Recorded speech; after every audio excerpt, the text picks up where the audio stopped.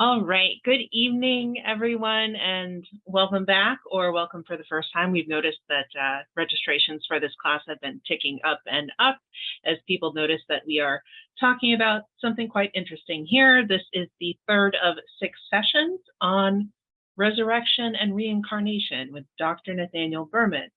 As a reminder to those joining us here on Zoom, I will be sending you an invitation to become a panelist. That will not obligate you to do anything, but it will enable you to participate more fully if you so choose. You will have the option to share your camera, share your video with us so we can see your face, see your reactions.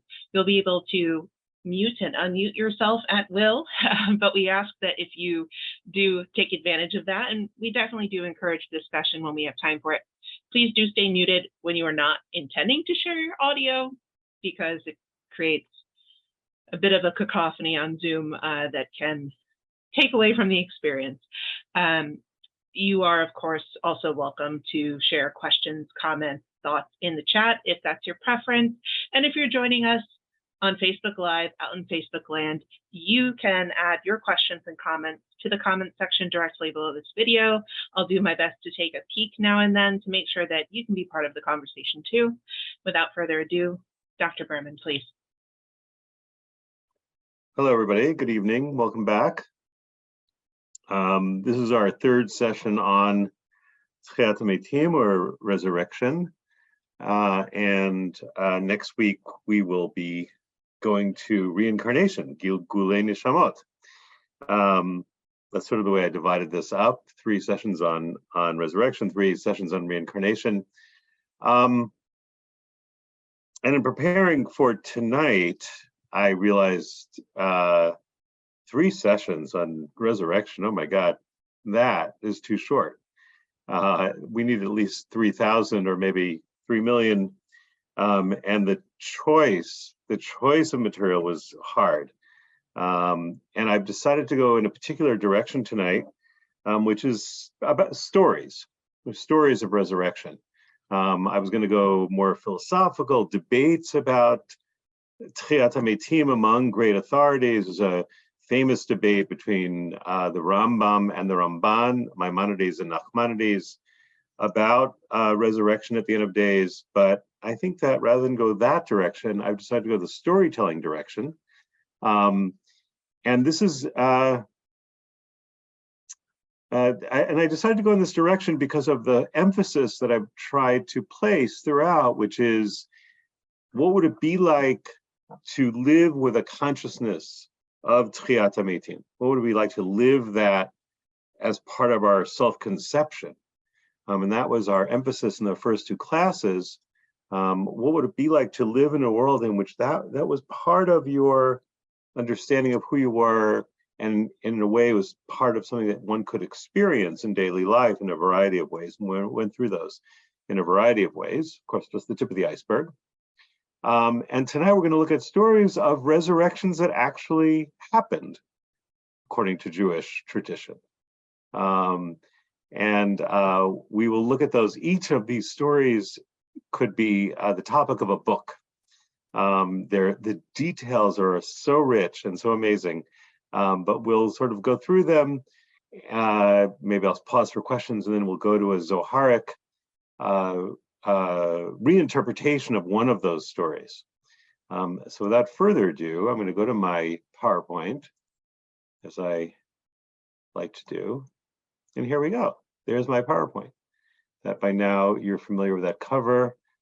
For those of you here for the first time, it's from the Dura Europos synagogue in Syria, 3rd century synagogue.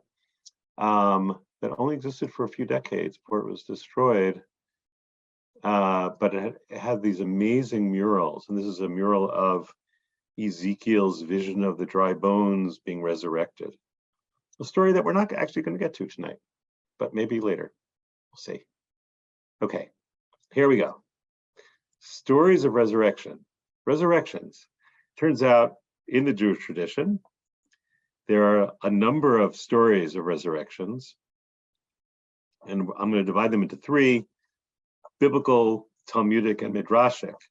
And I'm going to give actually only one example of each of the biblical one example of the biblical resurrections, one example of Talmudic resurrections, and a couple of examples of midrashic resurrections.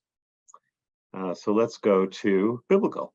And this is going to be there are two main stories of resurrections in the Tanakh, the Hebrew Bible, are two prophets. Actually, they had a disciple, master-disciple relationship to each other, Elijah and Elisha. They each resurrect somebody, and the stories are quite similar, but the more elaborate story is actually the Elisha story. And this story is very, very poignant.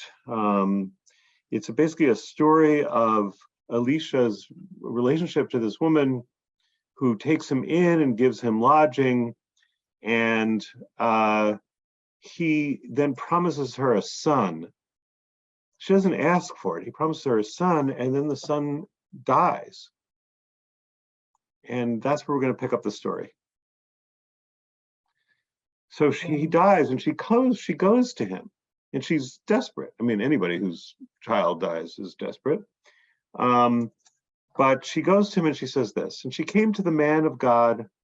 Again, this is just to locate ourselves, 2 Kings chapter 2. She came to the man of God on the mountain and clung to his legs. It was a desperate parent who's lost their child. She said, "Did I ask of my Lord for a son? Did I ask you for a son? Did I not say you should not deceive me?" He says that somebody says to her, a year from now you're gonna have a son. And she says, "Don't make fun of me, don't deceive me." He says, why'd you give me a son if he's just gonna die? And he said to Gehazi, so Elisha says to his servant Gehazi, and this is what he says. He says, "Gird your loins and take my staff in your hand and go." In other words, go to the child. "Should you meet a man, do not greet him. And should a man greet you, do not answer him. And you shall put my staff on the lad's face." So he's giving him this mission. He says, don't go and don't say hello to anybody. It's a very mysterious instruction, but it's obviously engaged in some kind of secret esoteric task. And Gehazi had gone before them and put the staff in the lad's face, but there was no voice and no sound. And he turned back to meet Elisha. And he told Elisha, saying, "The lad has not awakened." So Elisha came to the house, and look, the lad was dead, laid out on his bed. And he came in and closed the door behind the two of them meaning Elisha and his servant Gehazi, and prayed to Hashem. So there they are, they're in the room, there's the dead child, and they're both praying. And here's the moment. He climbed up and lay over the child and put his mouth over his mouth, and his eyes over his eyes, and his palms over his palms, and stretched out over him, and the child's body grew warm. So here's a scene of resurrection. He climbs over him, he mouth on mouth, eyes on eyes, palms on palms, and the child's body grew warm. And he went back and walked into the house this way and that. He climbed up and stretched out over him, I guess again. And the lad sneezed a full 7 times, and the lad opened his eyes. Okay, that is our first resurrection story. I'm taking off the screen share because I want to breathe for a moment, okay? It's an amazing story. So I just want to breathe for a moment, allow everybody to take it in. And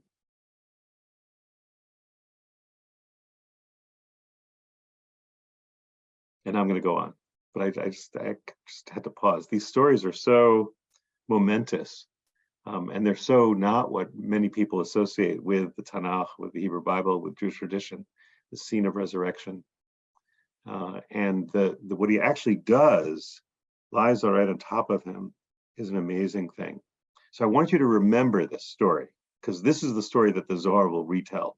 The woman the woman who has this child who dies and is resurrected, she is from a place called Shunam, and she's called the Shunammite or the Shunamite in Hebrew, and we will come upon her again as we go forward. Okay, let's go on. Let's do some more resurrections.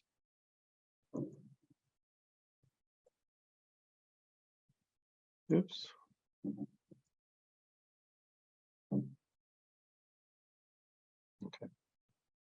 Okay, here's a Talmudic story of a resurrection. Actually, there are several resurrection stories in the Talmud.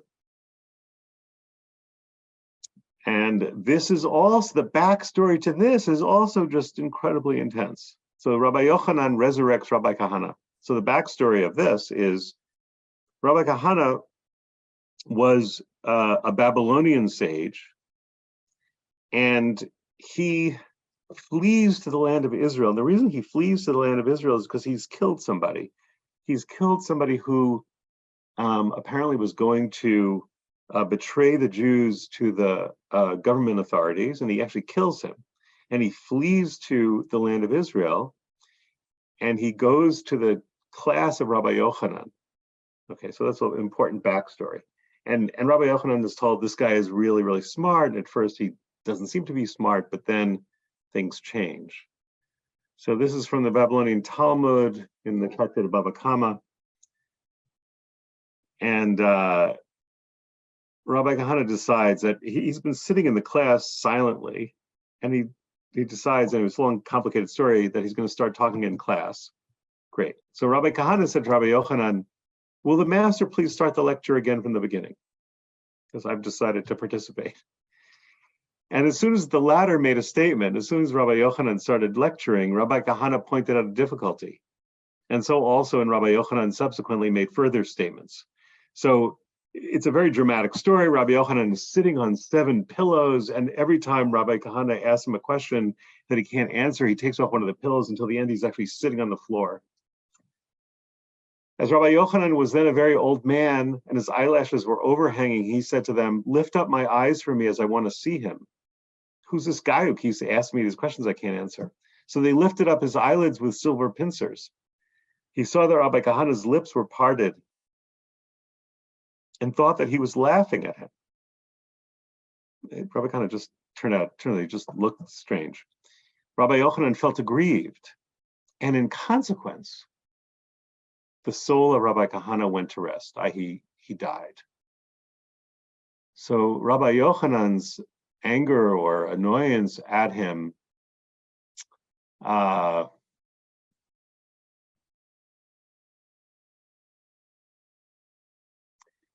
killed Rabbi Kahana, killed him.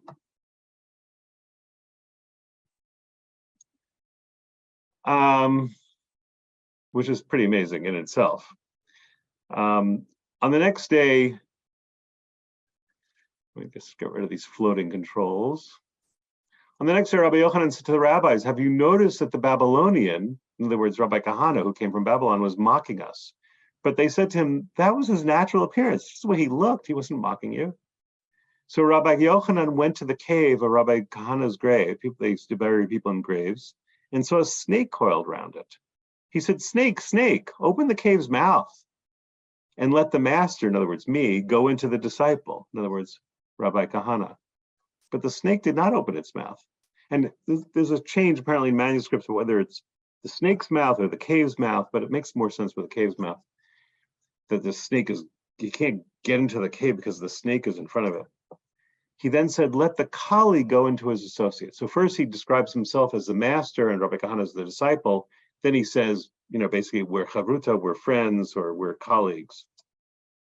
But the snake still did not open its mouth until he said, let the disciple enter to his master. Now he describes himself as the student and Rabbi Kahana as the master. And then the snake did open its mouth.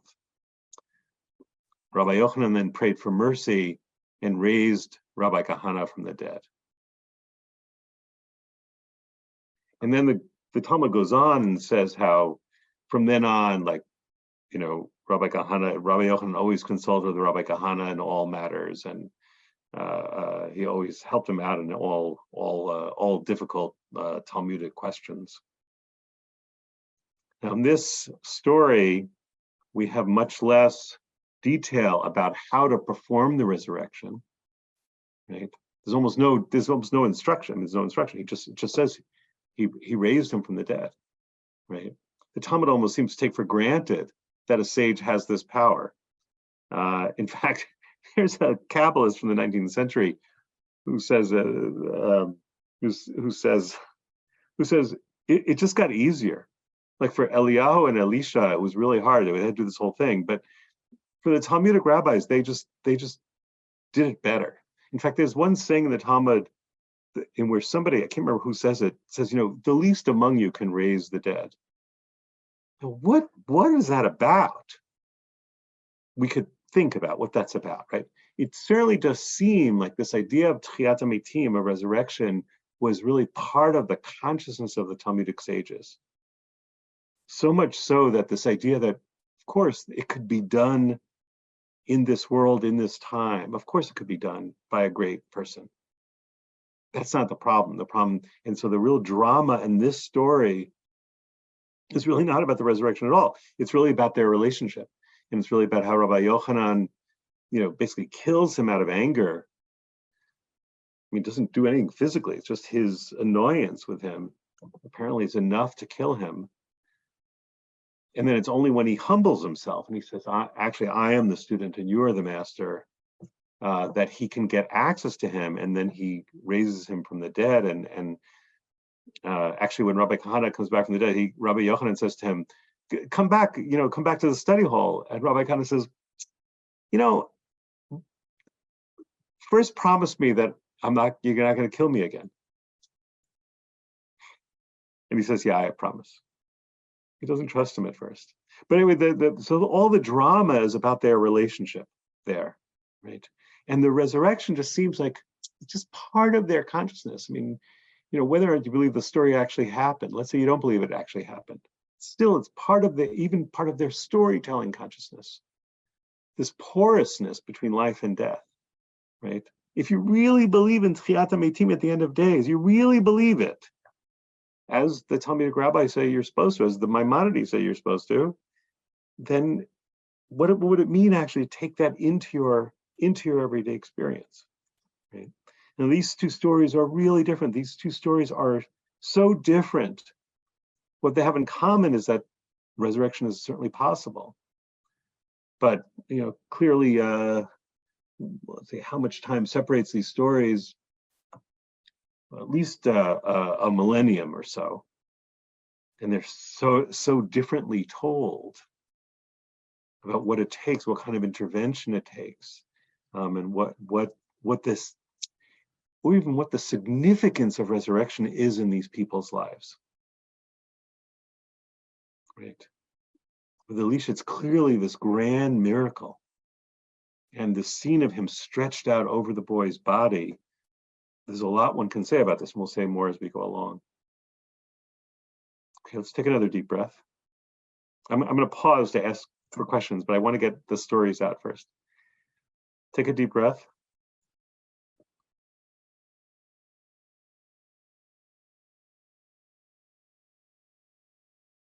As I'm conveying these stories, I feel like taking a deep breath isn't enough. I feel like I should read a story and then I should say, come back in a month and I'll tell you another story. But that's not what I'm going to do. I'm going to keep going. Okay, so now we're going to turn to Midrash. And Midrash are riffs, are legends about biblical stories, primarily. And here we have the resurrections of Isaac on Mount Moriah and the entire Jewish people at Sinai. So they're both mountain resurrection stories. One has to do with the binding of Isaac, and the other has to do with the giving of the Torah at Mount Sinai.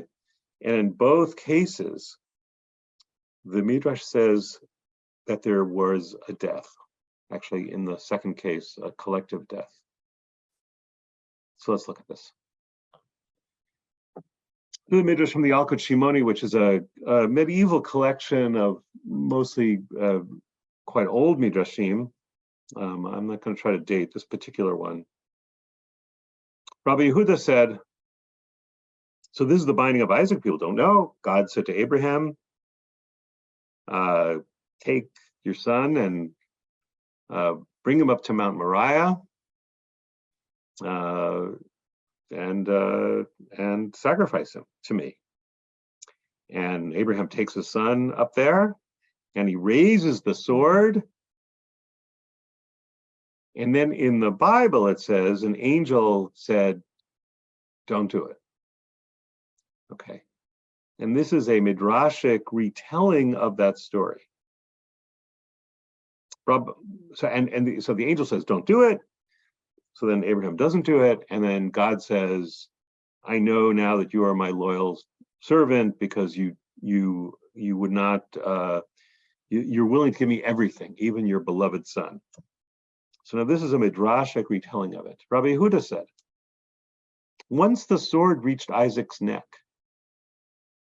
his soul flew away and departed." And one thing I like about the midrashim about the binding of Isaac is they imagine what it must have been like. The horror of the story, really. The horror of the story here for Isaac, that Isaac sees his father about to kill him. And he dies. His soul flew away and departed. That's what it says. That's a literal translation of the Hebrew. Parcha v'yatza nishmato she'Yitzchak. And we'll see this phrase, his soul flew away. We'll see it again. It's actually a biblical origin. So Isaac dies, unlike in the biblical story where he doesn't die. And he dies because he sees his father about to kill him. Once the voice was heard from between the two cherubs, "Lay not thine hand upon the lad. Al tishlach yadcha el anar." Isaac's soul returned to his body. Now, in the biblical text, it doesn't say anything about cherubs. It just says that an angel of God called out. And here it talks about the voice being heard from between the two cherubs. Now, people who know your stories of the wanderings of the Jews in the desert, there's an idea that the desert sanctuary had these two cherubs, and the voice of God would come out from between the two cherubs, right? And these two cherubs are built on top of the ark, and then the voice of God comes out from between the cherubs. Here, it seems as though these are heavenly cherubs, right? Where these cherubs, it doesn't explain at all what it's about, because the cherubs are something that's built by Moses in the desert long after this story, right? The voice was heard between the two cherubs, presumably the voice of God. "Lay not thine hand upon the lad. Tishlach yadcha el anar." Isaac's soul returned to his body. Isaac was resurrected, right? Okay. And then Isaac stood up and knew that just so are the dead destined to revive at the end of days. And he opened and said, "Blessed are you, God, who revives the dead." Baruch atah Hashem mechayeh metim, which is familiar to people who know Jewish liturgy. It's the second blessing in the Amidah that we recite at least 3 times a day. Okay. So that is that's the Isaac story. That Isaac died. Isaac died on Mount Moriah. Right? Now, it turns out there's a whole Jewish tradition about this. This is just the tip of the iceberg. There is a Jewish tradition that grew up primarily in the Middle Ages that Isaac really did die on the mountain, unlike the biblical story. There's a great book by Shalom Spiegel called The Last Trial that lays out a lot of these legends that Isaac really did die. What the source of those legends are is somewhat in dispute, but this is an early example of this notion that Isaac did die. That's the Midrash really takes seriously the sort of the horror of the scene of a man lifting a sword to kill his child, and how the child responds to that. That he died from fright, from horror, from shock, right? And that he's resurrected. That the story of the binding of Isaac is actually the story of a resurrection. Now, before you tell me that, as some people might know, that in Christian tradition, the story of the binding of Isaac is understood as a prefiguration of the story of the crucifixion, right? And that is a pretty firm part of Christian mythology. But this idea that Isaac actually died and came back to life is perhaps a lesser known strand in the Jewish tradition about the Akedah, but it is definitely there, and here it is in this midrash. Right. Okay. Deep breath.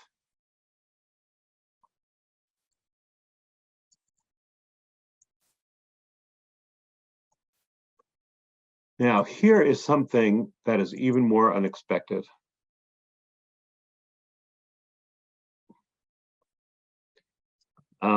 This is also from a Midrasha collection, relatively early Midrasha collection, but probably a relatively early Midrash, about the Ma'amad Har Sinai, the Epiphany at Mount Sinai.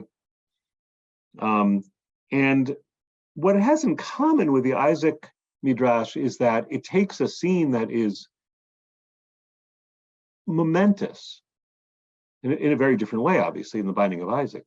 God speaking to the entire people at Mount Sinai. It's just an incredible thing. And even in the Bible, the way it's described is incredible. The lights and the sounds and the shofar is sounding, and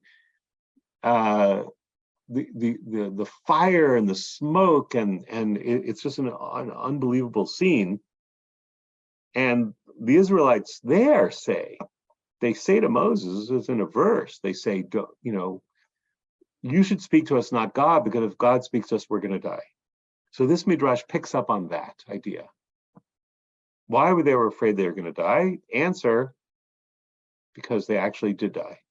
Rabbi Azariah and Rabbi Achaz said in the name of Rabbi Yochanan, when Israel heard at Sinai, Anochi, I am, is the first word of the Ten Commandments. When they heard at Sinai, Anochi, just one word, God saying one word, I. Really, in real, I translate as I am, but it's really just I. Anochi just is I. That's all it is. All it means, it's a fancy word for ani. It's a fancy word of saying I. Their souls departed. They died. This is what is written. There's actually a scriptural basis for this. If we continue to hear the voice of God, we shall die. And then they say, and it's also like this other verse, and I love this analogy, and that is what is written, my soul departed when he spoke, Song of Songs. Now, in Song of Songs, if you look up this verse, it has to do with a woman lying in bed, and her lover comes to the door, and she's so overcome by emotion and probably sexual desire that it says, my soul departed. Nafshi yatsa b'dabro. My soul departed when he spoke. Now, usually people understand this as she swooned, right? Fainted, something, right? But they interpret it quite literally. My soul departed when he spoke. That she died. It's an amazing conjunction here, that the voice of a lover, the way it can make you feel weak and maybe make you feel faint, is compared here to the voice of God. Of course, in the Midrashim, they talk about the lover as God, but nonetheless, it's really an amazing connection here. Now, back to the Midrash. The spoken word returned before the Blessed Holy One and said, Master of the universe, you are alive and enduring, and your Torah is alive and enduring, and you send me to the dead? They are all dead. Now, it's an amazing thing here, poetically. Look what's happening in this passage. What's happening is the word, so hadibur is the spoken word, or it's just one word in Hebrew, but the spoken word, right? It's also what we call in English the 10 Commandments. In Hebrew is aseret hadibrot. It really means the 10 spoken words. So the spoken word, God's spoken word, becomes personified and becomes like a separate persona, and returns before the Blessed Holy One and says, why did you send me to the Israelites? They're dead. You're dead. The Torah's, you're alive. The Torah's alive. Why'd you send me to the dead? They're all dead. So again, the Midrash is really stressing that the Israelites died when God said Anochi. At that moment, the Blessed Holy One sweetened the spoken word for them. Now, it doesn't explain what sweetening means. It just says it sweetened it, softened it. It doesn't explain at all what that means in the text. And Rabbi Shimon ben Yochai taught. Now, Rabbi Shimon Yochai is the hero of the Zohar, but this is a midrash long predating the Zohar. The Torah that the Blessed Holy One sent to Israel restored their souls to them. This is what is written, a verse from Psalms that we recite every Saturday morning. The Torah of Hashem is perfect, restoring the soul. Torah Hashem timilam eshivat nafesh. Okay, so they died and they were resurrected by virtue of the giving of the Torah. So the Torah resurrected the Israelites after they died because of this experience of God. Now, another version, Davar Acher. When the Blessed Holy One said, I am Hashem your God, their souls immediately departed. They died.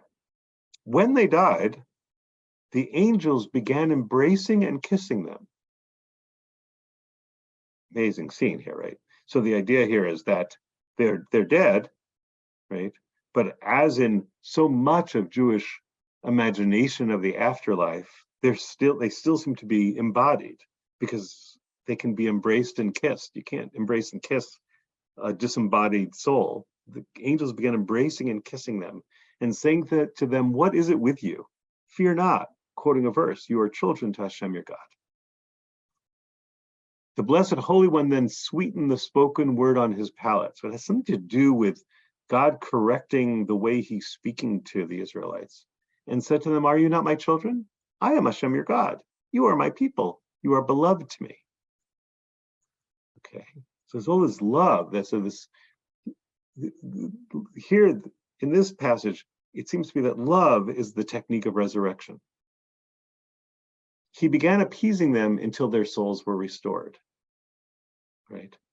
So it's an interesting thing here, right? They're dead. The angels embrace them and kiss them. God says, I love you so much. And then their souls were restored. It's really love as the instrument of resurrection. And not only love, but like physical love, embracing and kissing. So their souls were restored. And then, like Rabbi Khan in that story, they don't really trust it. So they began requesting of him not to speak with them directly. And that is actually, that has a basis in the verses. So then the Torah, again now, some personified figure. In the first version, it was hadibur, the spoken word. Here it's the Torah, some personified figure that intercedes with God on behalf of the Israelites. The Torah began requesting mercy for Israel from the Blessed Holy One. She said before him, Master of the universe, is there any king who marries off his daughter and kills a member of his household? And it's an interesting thing going on here that the Torah is viewed as a she because the word Torah in Hebrew has a feminine noun, but it's very much personified as female in many Jewish texts. And here she says, is there any king who marries off his daughter, referring to herself, and kills a member of his household, referring to the Israelites? And interestingly, in the Hebrew, the phrase that is translated here as a member of his household is ben beito, which literally means a son of his house. It's contrasting the daughter and the son, and she's the daughter and the Israelites are the son. And she continues, the whole world in its entirety is joyful for me, and your children are dying. Right? Immediately their souls were restored. This is what is written. The Torah of Hashem is perfect, restoring the soul, the same verses in the first version, Torah Hashem Tmiyam Shivat Nafesh. Now again, very complicated story. In this story, love plays a very, very important role as the instrument of resurrection, or resurrection as love, or love as the vehicle of resurrection. Okay. We don't really get that in the first 3 of the stories, maybe it's implicit.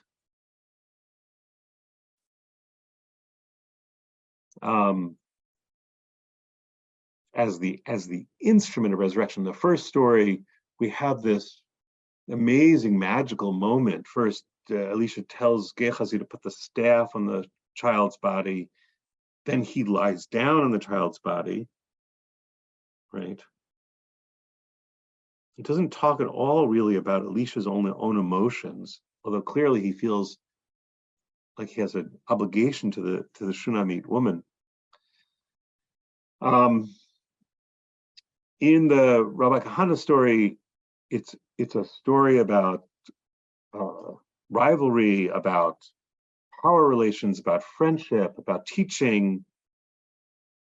It certainly of course, also has a kind of a magical dimension with the talking snake and the snake being sort of an instrument of social healing.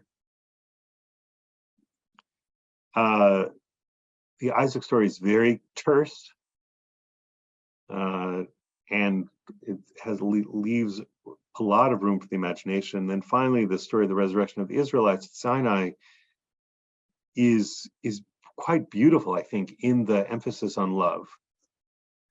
That resurrection is love. I think there's something to take away. I think that there's something, I think, something really to take away from, how do I put this? The takeaway from that story, right? One idea would be to understand Tchiat HaMetim. The belief in Tchiat HaMetim is a belief in divine love. That's one way to understand the significance of this Israelite story, that it's an expression of divine love, as it is in that story. Although at the same time, of course, they die because God overreaches or does something that makes them die. It's quite clear, because then he has to correct it by sweetening his word. Okay, there's a lot to say about that. Let me take some comments, because that's a lot of stuff. I want to see if anybody has comments, then we'll go on to the Zoharic story in a moment. Beth.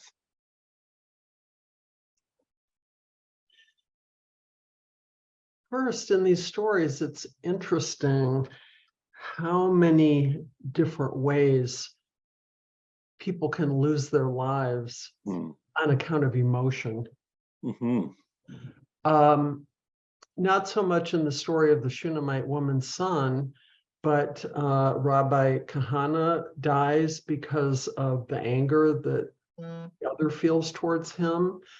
And then Yitzhak dies because of his fear of his father. Mm-hmm. And then the people die because of their fear of God. Yeah. And then in the story from Shir HaShirim, the presumed female lover dies because she's in such an impassioned state with her lover at the door. So it's interesting that these emotions are the instruments of the death. Mm-hmm. But the other comment I wanted to make with regard to what you were saying about what the instrument of resurrection was, in my view, at least 2 of the stories, the instrument of the resurrection is female love. The love of the Shunammite woman for this boy she never expected to have. Mm-hmm. And we just read this in the Haftarah just shortly ago. And she's crying out to Elisha, why'd you give me this kid? And then it would have been better if I'd always been childless than to have him taken away. And so her pleading is what spurs him to action. And then in the story where the people are dying at Har Sinai, it's Torah as an embodied female that is telling God that we need to undo this. Yes. So there's a lot of male instrumentation involving these deaths. And then in at least 2 of the instances, there's female interference leading to these resurrections. Even though it's not explicit in several of the stories, what the mechanism is, how they go about bringing the people back. Dibarti. Beth, that was beautiful. Beth, you've participated in my classes before, right? I remember you making, as you were talking, thinking, wait a second, this person's made unbelievably great comments before in my classes. So thank you for coming back and continuing your tradition. That was beautiful. I can't add anything because that was so beautifully stated. Yes, just so beautifully stated. So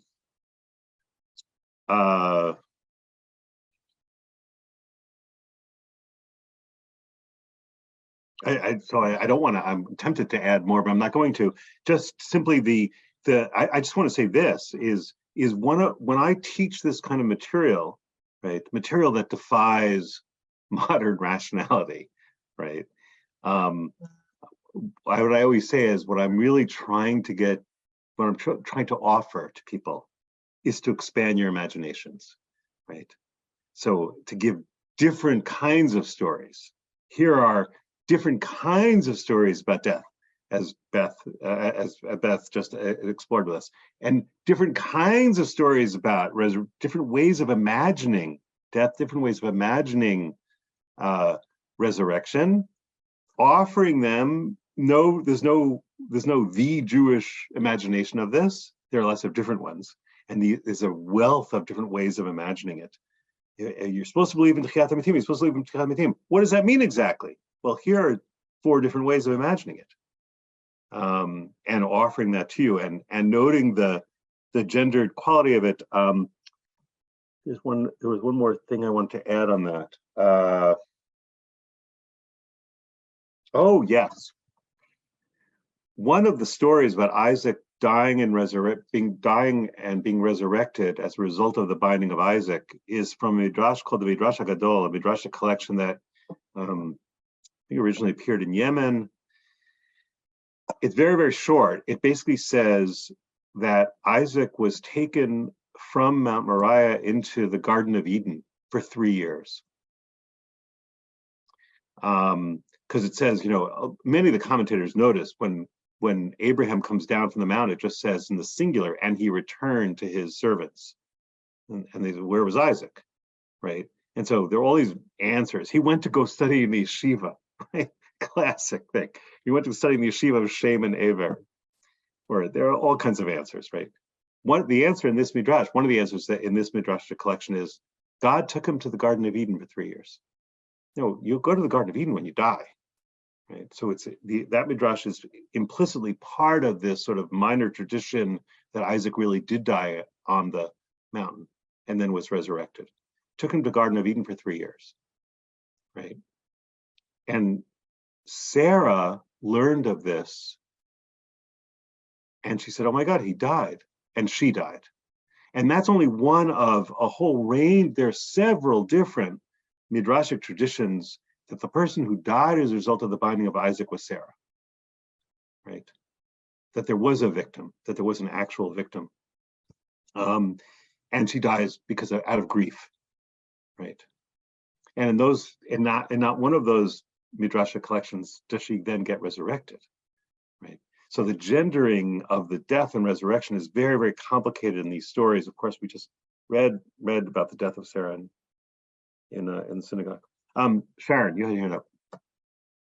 You just said almost everything I wanted to say. Oh no, my God, I'm sorry. Which was really thinking about Sarah and that, that interpretation that she dies because in fact, Isaac really does die and that she knows it.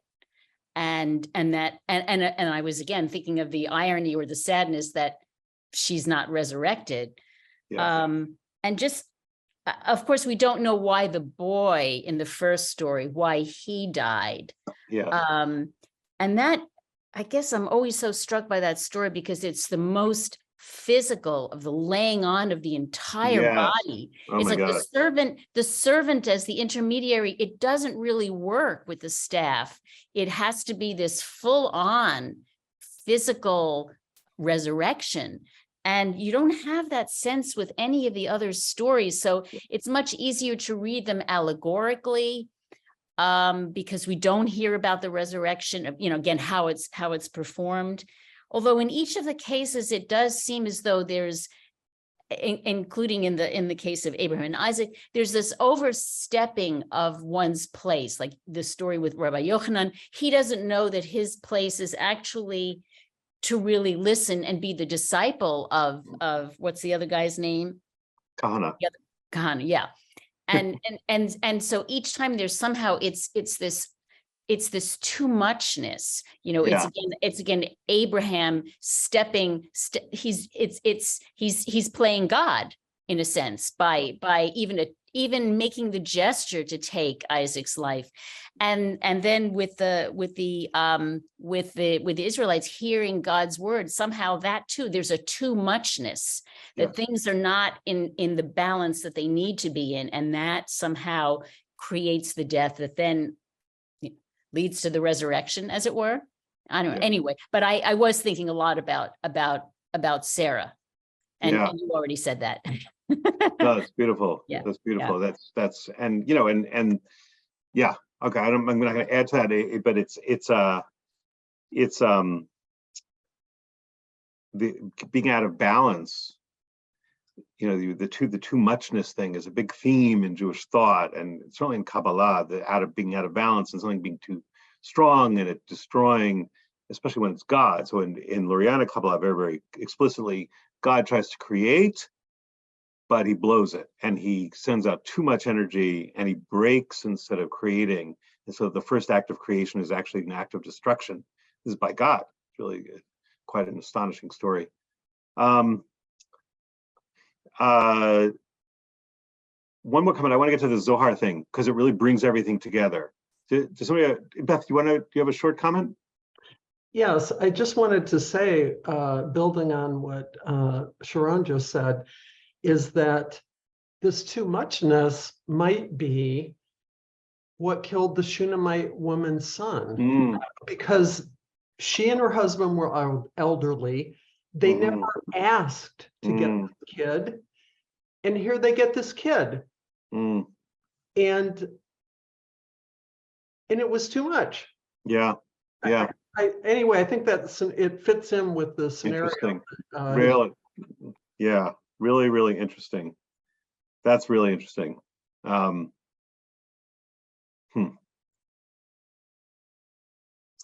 really interesting. I want to think more about that. And I want to see if there not right now. I want to see if there are midrashim about why he died. But that's really an interesting perspective on it. Okay, now I'm going to go to the Zohar. We're going to finish up the Zohar as we've been doing. Now the Zohar brings it all together, as it always does. So it has the element of the physicality that Sharon talked about. It has the element of the whoops, sorry. Wait. Sorry. What did I do? What did I do? Okay, try again.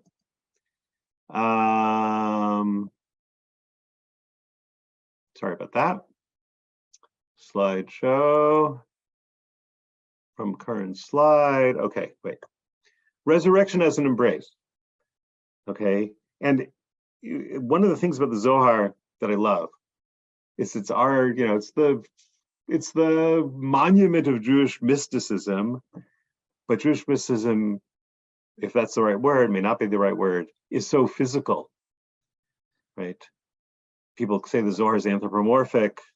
That would be one way of looking at it. It's very, very physical. So in a way, it takes us back to that physicality of the biblical text, while enriched by all the spirituality that developed in the millennia or two that intervened. So really takes us back to that physicality, the embrace, right? And then actually in the Midrash also, there's a physicality, right? Where the angels embrace and kiss the dead Israelites. It's also a physicality, right? And that emphasis on not simply on abstraction and the spirit and the soul, but a very much of an emphasis on the body, which any conception of resurrection is about, right? The resurrection of the dead. Why is it so important? It's about the resurrection of the body. And actually, if I went on and taught several if we had several more sessions on it, we talk about how big a problem it was for Maimonides, because Maimonides wasn't into the body. Maimonides was really about the intellect. So much so that people began to doubt that Maimonides really believed in the resurrection of the dead, and he had to write a whole treatise explaining that he really did believe in it, because it really doesn't seem to be fit into his philosophy, which is very much not about the body. But the mainstream of the Jewish tradition is very, very physical and very much about the embodied self, and that human beings are always embodied even after they're dead, as we saw in the Midrash about the Israelites. They're dead, but somehow they're able to be kissed and embraced. Okay, so now this is the Zohar retelling the story of the Shunammite's son. Now, I'm not sure if this is an invention of the Zohar. It might be, although it might be a Midrash about this, that the Shunammite's son, who's not named in the biblical text, was actually the prophet Habakkuk, or Habakkuk in English, that's the name of one of the prophets, one of the Hebrew prophets in the 12 so-called minor prophets. One of them is Habakkuk, and the Zohar says that was the Shunammite's son. That's who it was. So he was resurrected, and then he became a prophet. And for this, you have to understand here that the word Habakkuk, the Zohar is going to relate it to the Hebrew word for embrace, for which the lachabok, or the three-letter root, is chet, vet, kuf, and Habakkuk is just an extension of that. So the prophet Habakkuk as the prophet of embracing. Okay, so this is from the first volume, the so-called Introduction to the Zohar. Rabbi Shimon said, he starts with a verse from the book of Habakkuk. Hashem, I heard what you made heard, I am awed. In Hebrew, it's Hashem shamati shim'acha yareti. This verse was spoken by Habakkuk when he saw his death and was restored to life by Elisha. Okay, so everybody with me? Zohar says the Shunammite's son, who's not named in the Tanakh, was the prophet Habakkuk.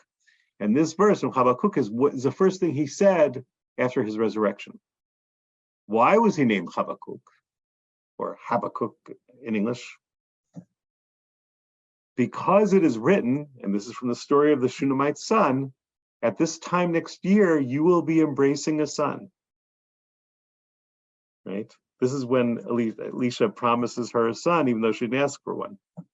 You will be embracing choveket. In Hebrew, it is lamoed hazeh ka'et chaya at choveket ben, at choveket ben. And the word choveket has that three-letter root that also the Zohar is saying is the root of the name Habakkuk. He was the son of the Shunammite. That's who he was, the Zohar says. Furthermore, there were two embracings. One by his mother, because it says, you will be embracing a son. And one by Elisha. As is written, he placed his mouth on his mouth. Okay, so now this story brings together, this retelling of it brings together a number of our themes, right? It brings together the physicality, it brings together Elisha, and it brings together the maternal and the female love that you pointed out, right? And it brings them together. And it makes Elisha perhaps into a second mother of this child, right? He is just like the mother. They both embrace this child, right?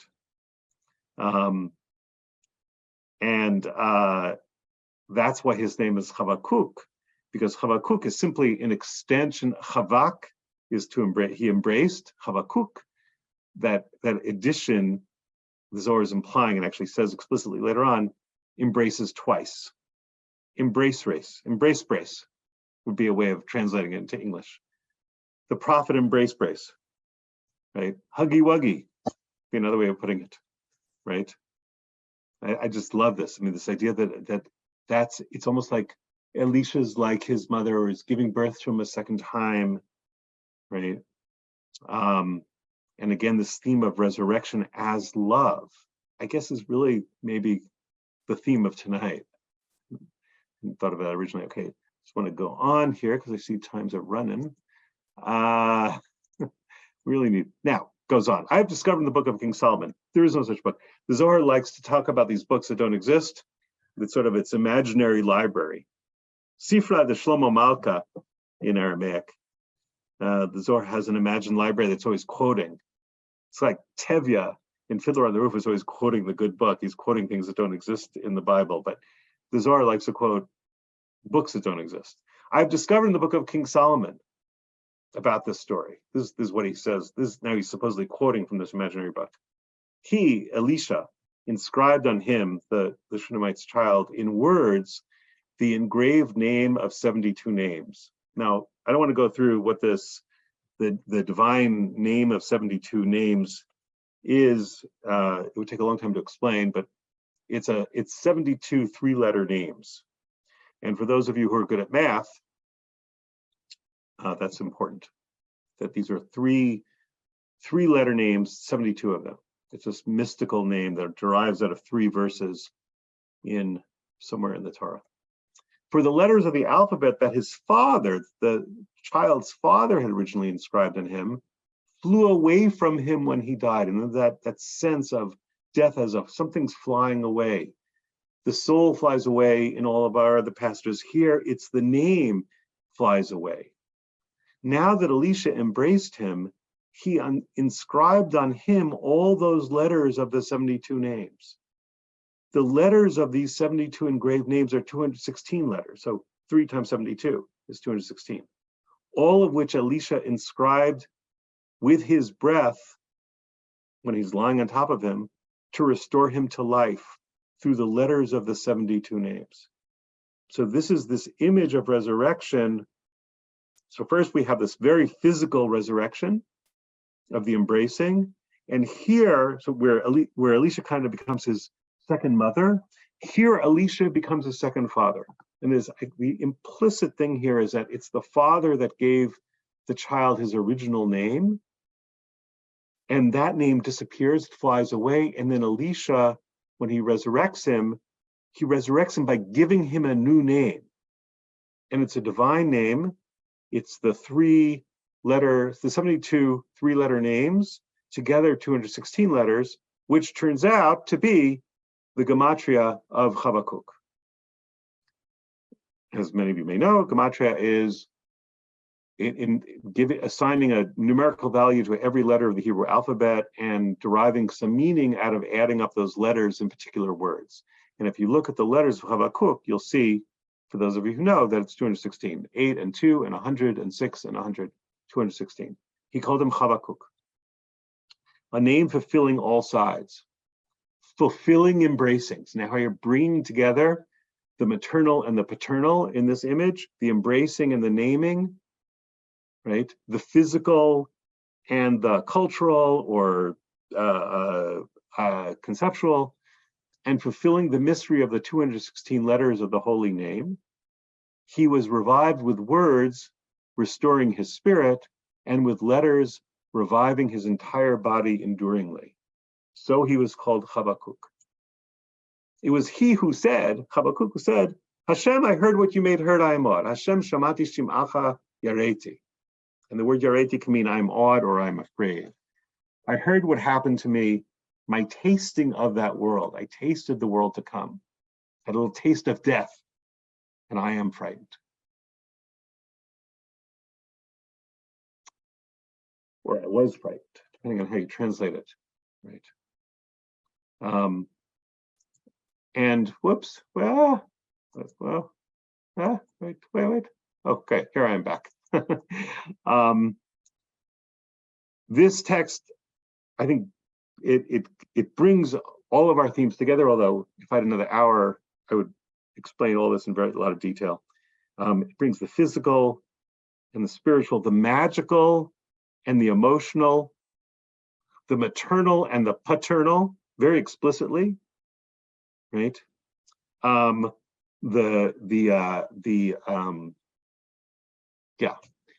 linguistic again and the bodily. It brings it all together in this incredible scene of resurrection, right? And this child who emerges from this resurrection, this Habakkuk, Huggy Wuggy, we could call him, the prophet, right? Of course he becomes a prophet after experiencing that. So what's one of the interesting things about this retelling, right, is then what happens to a person after they're resurrected, right? After they've gone through this experience, this truly awesome experience. And one of the things I like about the ending of the story is it doesn't mitigate in any way the horror of dying. Right? I did die. I was terrified. Right. Dachilna is the Aramaic. It's really yareti can mean I was awed, but the Aramaic dachilna really means I was scared. It doesn't lessen that part of it. So I know it's 9, so I know that some people might need to go, and as always, I'm willing to stay for as long as you want to stay and as long as Drisha wants to keep the window open. So for those of you who have to go, thank you for participating. I should say, by the way, that if you want to email me questions, a couple of you did. Also, I really should give the PowerPoints for distribution. Noah probably has the emails of everybody, right? Do you have everybody's emails? So I should give you the PowerPoint so people can look at them. So as I say, I'm going to stay. For those of you who are leaving, have a happy Thanksgiving. For those of you who are staying, please, any comments or questions? Real quick before we get back into comments and questions, I know I have plenty myself. Want to remind everyone, well, first of all, thank you, Dr. Berman, for a wonderful class as always, and everyone here for your participation in our learning community. Tremendous. If you're looking for something a little bit different in addition to this class, something grounded in the living world, tomorrow night we have a class starting with Rabbanit Leah Sarna, which promises to be just fascinating, on feeding babies from the Torah to today. So you're welcome to join us again tomorrow night, or you can always catch up on the recording later if tomorrow night doesn't work for you. Learn more and register at drisha.org. And now back to class. So any comments or questions or anything? I'm also willing to talk, but I'd rather respond to people's comments. I have a question. Yes. Luz, what's the etymology of this word and what else does it mean? Okay, so for people who weren't here last time, was it last time or 2 times ago? Yeah, I'm sorry. I don't remember. I've had a compression of your 3 classes. No, it's good. It's good. It's good. It's good. So Luz is for people who weren't here. Luz appears in the Bible as the name of a city built by a refugee who's the sole survivor of a massacre. And then it reappears in the Midrash in 2 ways. First of all, there's a Midrash that says that Luz was a city where no one died. You couldn't die if you were in the city. It was a city of immortality. And then it also appears as the name of the one bone in the human body that never decays, and that is the bone from which God rebuilds our bodies at the end of days, at Tchiat HaMetim, at resurrection. So it's bound up both with the overcoming of death, right? In these 2 midrashim about it, the name of a city where no one dies, the name of the bone that is basically the part of you that doesn't die, and that from which God rebuilds our bodies. And it also, it has this biblical source of the name of the city that was built by an unnamed refugee from a city entirely destroyed. So it also has to do with the overcoming of death, actually in the biblical story itself. What its root is, I don't know. It also means almond. I don't know what to make of that. That's what it means. And I don't know if it's, I haven't really looked into the etymology as to whether it's actually a loan word in Hebrew. It appears in the Bible, right? So if it's a loan word from some other language, it's a very old loan. but it is the word for almond, and I have no idea what to make of that. But it certainly is something to think about. But I don't know. I'm blanking on any other associations of Jewish tradition about almonds. Isn't Aaron's staff? Oh, yes. Isn't it almonds? Yes. And there's something he resurrects that's, in a sense, the staff. It has that magical potential, right? It doesn't have anything on it, and then he's able to have it blossom. So that's a kind of resurrection.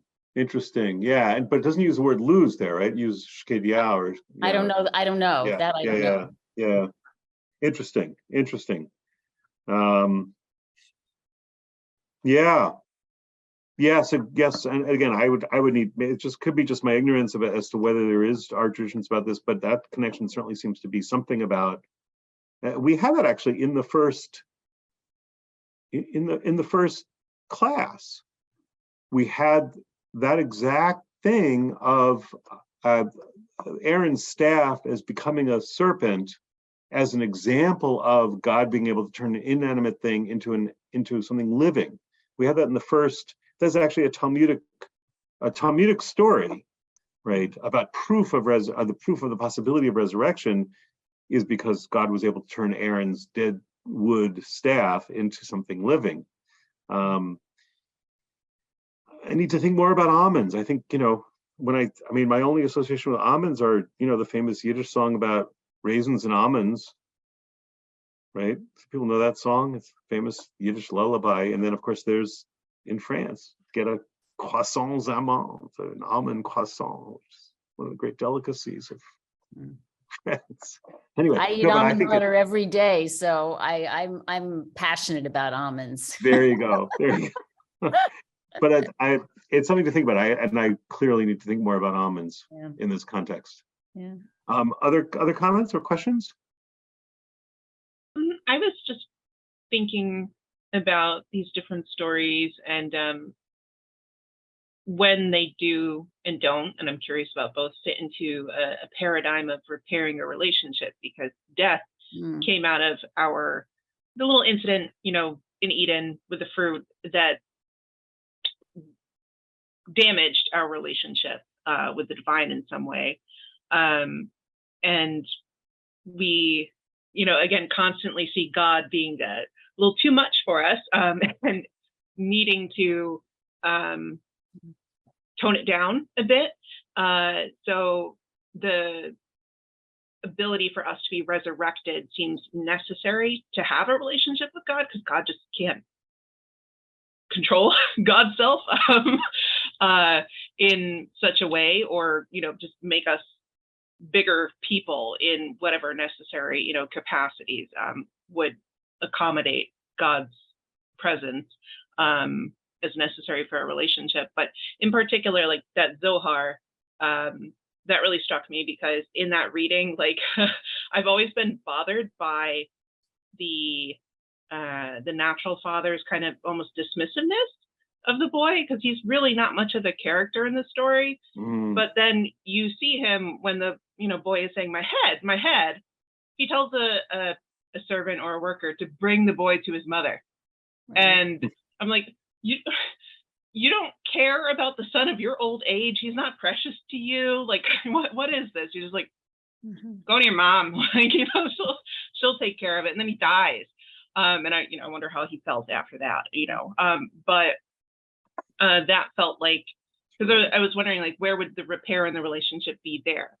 And there it's, the case that the prophet is his surrogate father, in a sense. So creating that connection there, obviously it doesn't, make up for his dismissive real dad, but the prophet's the real dad. So I thought that was really great.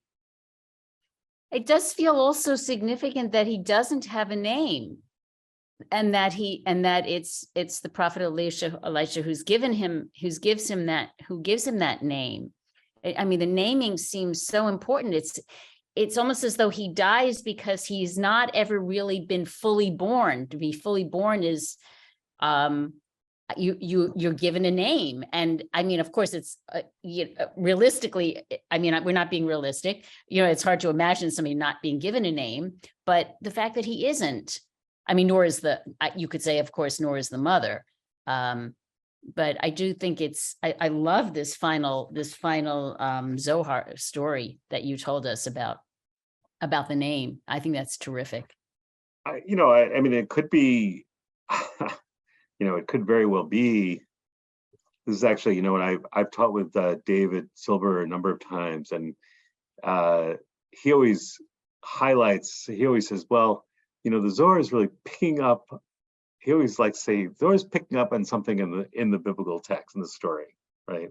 And I thought what Noah said was like, it's the kind of thing that David would say, right? It's like, it was beautiful. It was like, maybe the Zohar is noticing, the Zohar says, the name his father gave him flew away, right? And Sharon says, well, he's not really much of a father. He barely gives him a name, or as Beth said, he barely gives him a name, right? And so that name doesn't stick, maybe because the father doesn't love him, right? And all this stuff, that life is love, right? And that name doesn't stay with him. The name flies away, and the kid dies, right? And maybe the Zohar is picking up on that aspect of the biblical text where the father doesn't seem to really love the child, and you need parents' love to live. Really, really interesting. Oh yes, I know. I want to say one more thing about the relationship between this too muchness thing, or the repair of relationships thing. Yeah, that was expressed earlier as the too muchness, the out of kilterness. There are a couple, and also there's somebody named E. Hirth. I don't know your first name, or if you're still there. You are still there. I don't know your first name, but Evelyn, whatever. Evelyn. Okay. Evelyn, if that's you, put in the chat a very interesting comment. I see a parallel to people sinning and God transforming from the punishing God to the merciful God. Sin equals death, resurrection equals God is forgiving, not vengeful God. That's a beautiful and important comment, right? And there are a number of different ways, and there's no, in my view, no right way of understanding the relationship between death and life. So one way of understanding it that is definitely in the Jewish tradition, certainly in the Christian tradition, and very, very strong in the Zohar, is this idea that people were originally not supposed to die. This has to do with how you read what happened in the garden, is whether death was not so much a punishment, like an immediate punishment for the sin, but that now you will be mortal, right? And that is definitely the Zohar's perspective, that people were originally supposed to be immortal, and death came into the world through sin, which is the kind of proposition that people are more familiar with in the New Testament. And that the resurrection of the dead at the end of time would then be an overcoming of the original sin, an overcoming of the punishment for the sin in the garden. Now, there are many ways in relation to death and life. Other ways people look at it is, death and life are part of a cycle, and that death isn't, people start out being mortal, and death, it's just part of being a human being. Is we live and then we die, and it's an important part to accept that as part of the cycle. And in that perspective, I think in the Jewish tradition would focus more on Modeh Ani, that every morning is a resurrection, that we experience the cycle of death and life in our own lives, right? And then we have these extraordinary midrashim where there are actually resurrections in daily life, or in the Bible stories, but also the story about Isaac and the story about the Israelites and all that. Now, both of those perspectives on death, and there are obviously many, many more, but both the perspectives are that it's just part of the natural cycle and you should accept it. And the idea that death was a catastrophe as a result of the original sin that Tchiyat HaMitim repairs. Both of those perspectives have basis in the Jewish tradition and we could read all of our texts in both of those ways. Yeah, I just thought occurred to me when Noah was speaking, and also this idea about the deaths here as a distortion of a relationship. In all these cases, as you all have so insightfully pointed out and gleaned out of those stories in ways that I didn't think of before. Yeah.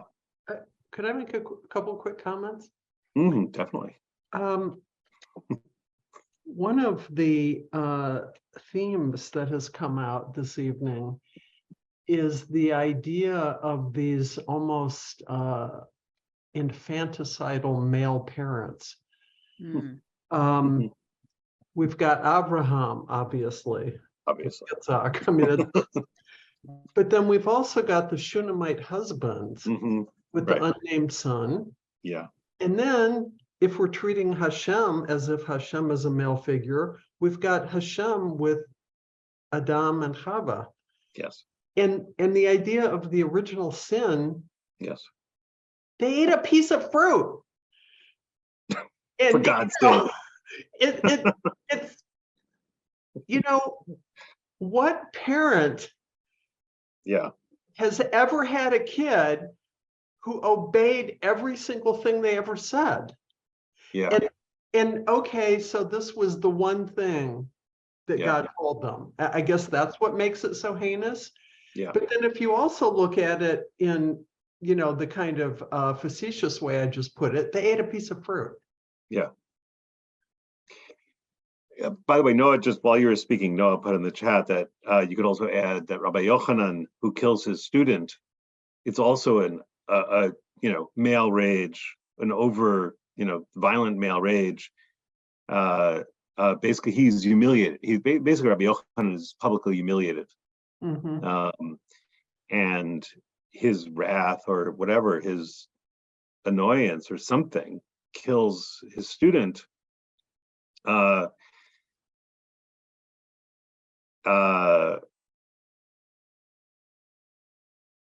Yeah, and the gender dimension of this too. This question of whether this movement from these are obviously very stereotypical gender associations, but we're dealing with ancient texts, so not surprising to find them in it.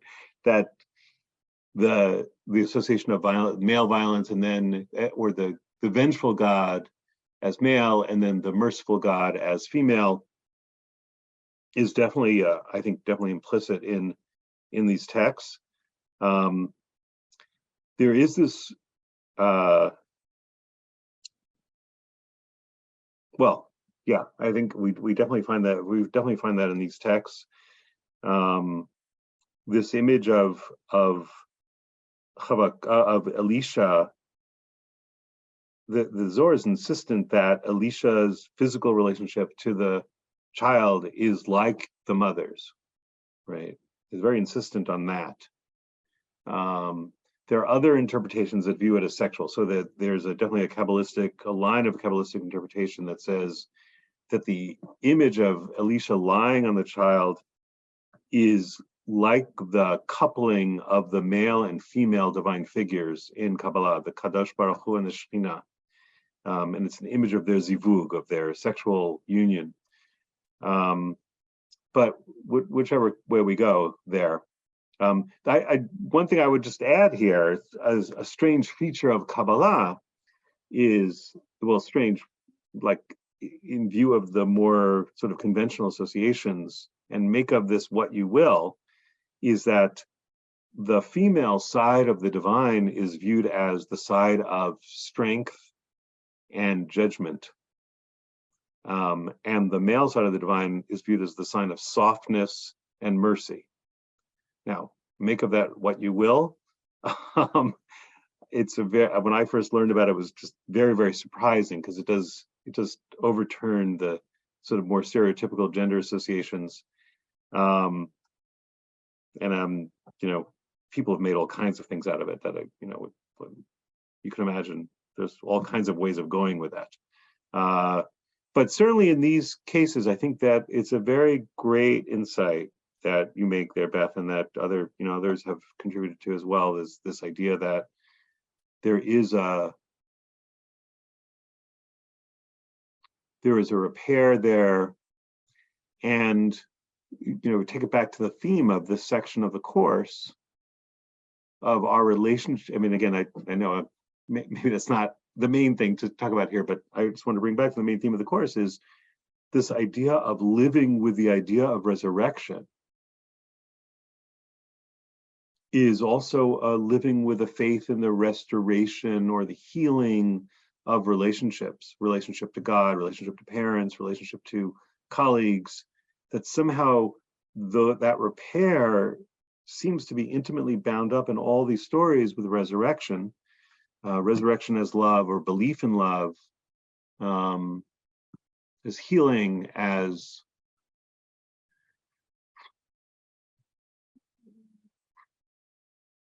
and perhaps ultimately with the healing of God, and the healing of God, the negative sides of the divine personality, which is certainly a very, very strong feature in Kabbalah, but even in earlier Jewish tradition as well. The idea of moving God from the attribute of judgment to the attribute of mercy long predates Kabbalah. In Kabbalah, it then becomes a whole mythological thing. There are these different divine figures, and they have wars with each other and all that. But even before that, people might know the Midrash that says that God originally wanted to create the world with the attribute of judgment, and then he saw that it could not endure that way. And so he added the attribute of mercy and he created the world, right? Also suggests a learning experience in God, a kind of Bildungsroman, a novel, of the idea that God has to undergo a learning process.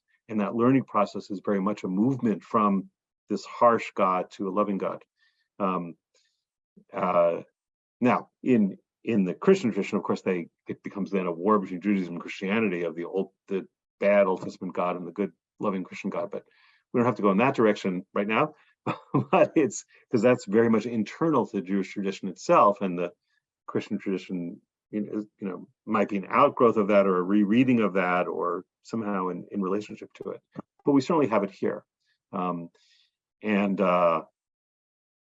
As I said this, I think, in the first class or second class in response to a question, the emphasis on resurrection, which people often associate with Christianity, actually, it's in the New Testament as something that Jesus believes in, because he's basically in the Pharisees' orbit.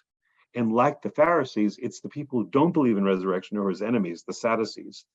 So he's already living in a society in which resurrection is a firmly entrenched belief among a certain group of people who we now know as the Pharisees, who are the forerunners of the rabbis, and Jesus' belief in that and his emphasis on that is really part of the same tradition that is the Talmudic tradition. It's the same from the same exact source, that emphasis on resurrection. And in these stories, resurrection is love, is divine love. Habakkuk, right? I can't get huggy wuggy out of my head, but I'm trying to think of something that works in English in the same way. Any other thoughts? And as I say, we're going to be looking forward now to reincarnation, which has this strange relationship to resurrection in the Jewish tradition. But one thing it has in common is an emphasis on the body, an emphasis on the idea that human beings are embodied. They're embodied when they're alive in this physical plane. They're alive. They're embodied.